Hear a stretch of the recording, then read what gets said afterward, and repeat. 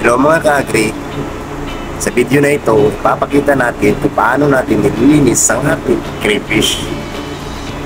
Kung alam natin kung paano mag-aalaga ng ating mga crayfish, ay dapat alam din natin kung paano sila lilinisin. Ganito lang yan, no? Kailangan lang na punitin natin yung buntot, yung pinaka-tip ng center ng tip. Yan. Kailangan dahan-dahan lang sa paghila hanggang sa yan. Yan yung mga tuga ng ating mga crayfish agri. Yan. Yan. Kailangan makuha natin yan kasi nandyan yung mga pagkain nila na imbak na pagkain ng ating crayfish. Yung isa naman, no?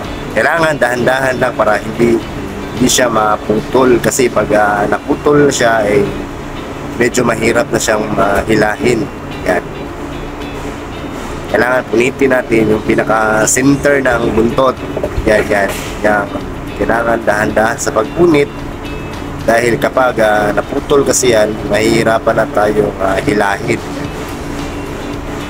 Dahan-dahan. Yan. Hirapan. Dahan-dahan sa paghila. Kung nakikita mo yan, naputol pero kaya pa rin yan. Medyo mahirap siya pero kaya pa rin yan. Yung itim na yan, yan yung mga pagkain ng ating mga crayfish. Yan kasi yung bituka nila nasa likod. Bago natin hihiwain yung crayfish natin, kailangan makuha muna natin yung bituka niya. Kailangan alalayan para hindi maputol. Yan. Yan.